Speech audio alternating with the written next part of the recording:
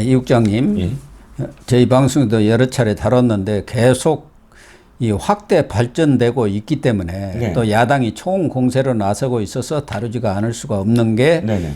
이화영의 술판 사건입니다. 네, 이화영 술판. 예. 이 문제는 이화영이가 지난 4일에 느닷없이 들고 나왔던 것 아닙니까? 그렇죠. 그리고 거기에 이재명 대표가 침소 봉대를 한 겁니다. 예, 그렇습니다. 동네 건달도 또 그런 짓 안 한다 하면서 기가 막힙니다. 예. 100% 진실인 것 같다. CCTV 내놔라. 예. 이렇게 하면서 지금 계속 확대가 되고 있고 오늘 또 18일이죠. 예. 당에서 지금 뭐 진상조사단. 그건 뭡니까 지금? 그러니까 어디 쫓아가고 막 그런 것 같던데. 수원지검 검찰청 앞에서 오늘 진상조사단 이름으로 기자회견도 하고 성명도 발표했습니다. 단장이 민영배더군요. 철험회 아닙니까? 철험의 민영배. 네. 뭐 어떻게 나올지 다 이제 짐작이 이제 본격적으로 갑니다. 당이 나선 거 아닙니까? 그렇죠. 이제 시비를 걸겠다. 딱 뭐가 떠오르냐면 저는 한동훈 비대위원장의 청담동 카페가 떠올라요. 네. 청담동 술자리 사건. 술자리. 그 당시에 김우겸 의원이 막 추궁했잖아요. 그랬더니 한동훈 비대위원장이 뭘 거시겠습니까? 나는 장관직이라도 걸겠습니다. 의원님은 뭘 거시겠습니까? 라고 했잖아요. 네. 그때 당시에 바로 민주당 사람들이 전부 다 나서서 한동훈이 화내는 거 보니까 맞다. 이렇게 얘기를 해요. 제가 기가 막힌 게 증거나 증인이나 혹은 상황을 갖고 맞다고 해야지 화를 내니까 맞다? 아니 당연히 사실이 아닌 거 얘기하면 화나지 않을 사람이 누가 있겠습니까? 그런데 이번 건도 마찬가지입니다. 이재명이 계속 주장하는 게 이거예요. 검찰의 태도를 보니까 100% 진실인 것 같다. 검찰이 무슨 태도를 했는데요? 부인했잖아요. 그리고 지금 부인하면 진실입니까? 진실입니까?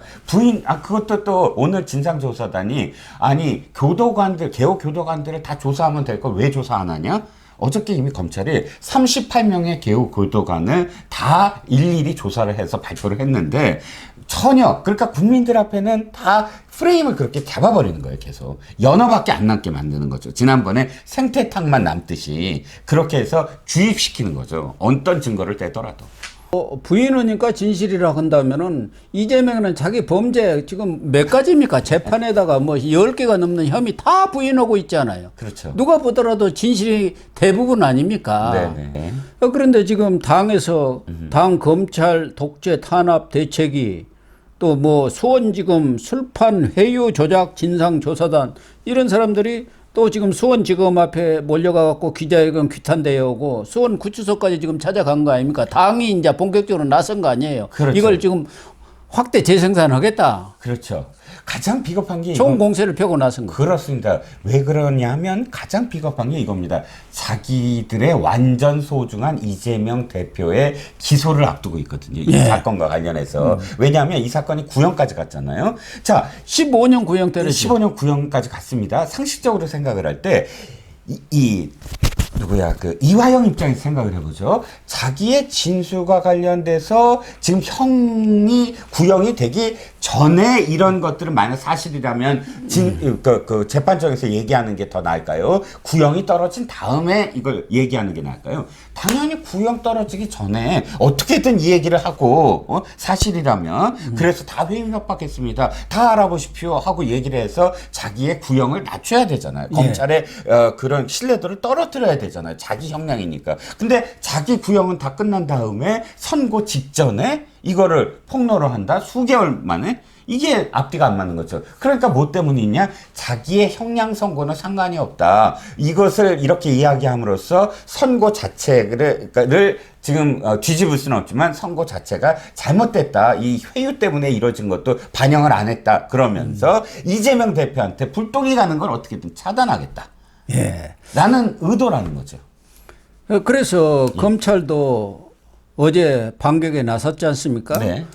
몇 가지 구체적으로 사실이 아니라는 것을 적시를 해서 발표를 한 것 같은데 어떤 내용들입니까? 그러니까 저는 이제 순서를 조금 좀 바꾸겠습니다. 가장 중요한 게 이거예요. 이 첫 번째 그 진술과 그다음에 최근에 변호사가 얘기한 건 좀 다릅니다. 이번에 변호사가 말을 바꾼 건 날짜를 특정을 했어요. 6월 30일이라고. 6월 30일. 예. 두 번째는 뭐냐면 1313호실이 원래 그 소환되는 방인데 그 앞에 방 1315호실이 창고인데 거기서 술 마셨다 그랬거든요. 예. 그걸 또 바꿨어요. 그게 아니고 1313호실 안에 있는 옆방이다. 예. 조사실이다. 진술 조사실이다. 이렇게 말을 바꿨습니다. 검찰이 진술 녹화실이라고 그랬던 겁니다. 예, 녹화, 진술 녹화에서 진술 그렇죠. 그런 것을 녹화하는 것이. 자, 6월 30일 날 우리 기록을 갖고 있다. 6월 30일 날 뭐 거기서 술을 먹었다고? 아니, 지금 이화영은 당일 날 식사를 어디서 했냐면 구치감에서 했다. 그렇죠. 그런 게 다 기록이 있을 거 아닙니까? 예, 예. 구치감에서 했다라는 기록을 했고요. 아까도 말씀드렸지만 개호 교도관들 38명을 전부 다 전수조사를 하고 진술을 받았다는 겁니다. 그러한 사실이 전혀 없다라고 받았고요. 세 번째는 뭐냐면 이겁니다. 이화영의 변호사가 늘 동행을 하고 입회를 했기 때문에 이화영의 변호사가 당시에 설모 변호사 있지 않습니까? 우리가 잘 아는. 그 당시는 그 설 변호사가 있는데 그 설 변호사가 당시에 민주당 소속이었고 민주당 법률조사위원회 위원이었어요.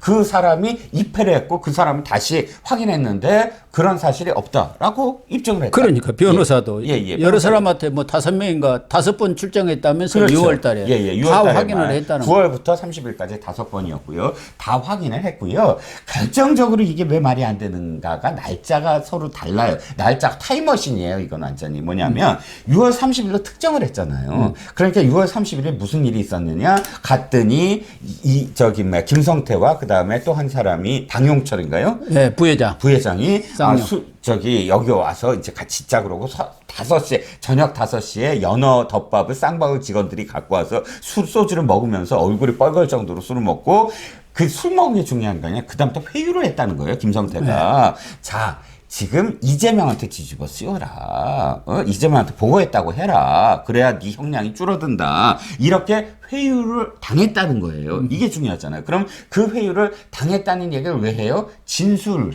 했기 때문에 그 진술이 회유를 당해서 한 진술이므로 이 진술을 탄핵하는 거거든요. 그런데 그동안에는 검사가 회유 압박을 했다고 그렇죠. 계속 해왔잖아요. 그런데 이제 쌍방울에 김성태가 있다고 했죠. 근데 이게 그 다음이 중요해요. 그러니까 6월 30일 이후에 진술을 그렇게 했다는 거 아니에요.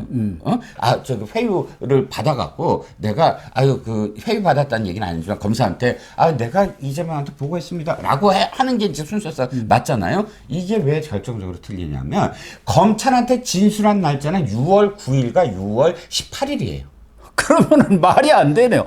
30일 날 회유당했다는데 그 전에 진술했는데. 아니, 그렇죠. 모든 기사에도 3월 달에 이미 검찰이 재판정에서 이렇게 진술했는데 이게 지금 번복하고 있습니다라고 재판부한테 얘기하거든요. 그게 3월 5일이에요. 그리고 검찰이 다 진술서를 해갖고 이게 태광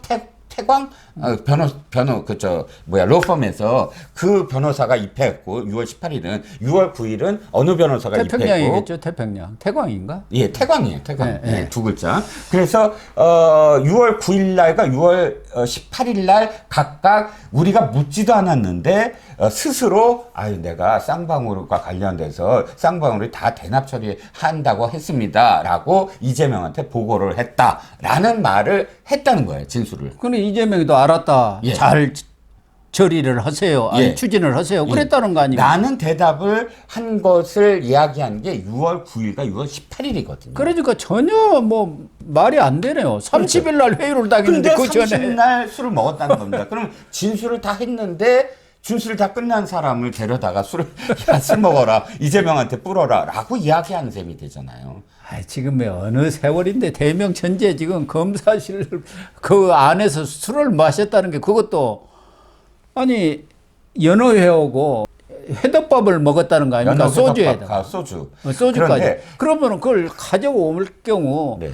그 검색대. 1층에 검색대에서 그게 다 드러나는 거 아닙니까? 예, 저도 뭐 저기 재판정도 들어가 보고 검찰도 들어가 봤지만 그 들어가는데 일반인들이 엄청나게 사실 그 검색을 당해야 되거든요. 네, 그러니까요. 예, 예. 아주 위험한 걸 들고 들어갈 수도 있고, 그렇죠. 검사를 협박할 수도 있고 여러 가지 상황이 있지 않겠습니까? 또 더군다나 교도관이 꼭 입회하고 그런 상황들이 뭐냐면은 혹시나 무엇인가를 먹고 잘못되면 교도관과 검사가 다 책임을 져야 되잖아요. 그러니까요. 그런데 이렇게 그 모든 것들을 다 넘어서서 방에서 술을 먹으려면 이것을 작당하지 아니한 일반 예를 들어서 수사관들 지나가는 수사관들이나 지나가는 검사나 일반인들 소환되는 사람들이나 또 그 검색대에 있는 경호원들이나 방호원들이나 이런 모든 사람들이 거의 100명의 눈을 속여야 됩니다.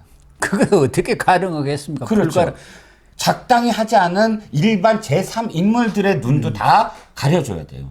이게 가능합니까? 그러니까 이것은 이화영이가 급조된 허위 주장이라는 것이 명백한 거 아닌가 하는 생각이 들고 이것도 이 이재명에 대한 보고 문제도 다 본인이 자진 진술해 놓고 번복을 했지 않습니까? 네. 이번에도 어떻게 그 창고방 1315호실에서 처음에는 만나가지고 거기서 술판 벌였다고 하더니 아니 느닷없이 또 4월 17일이죠. 그 김광민 변호사라고 있잖아요. 네네.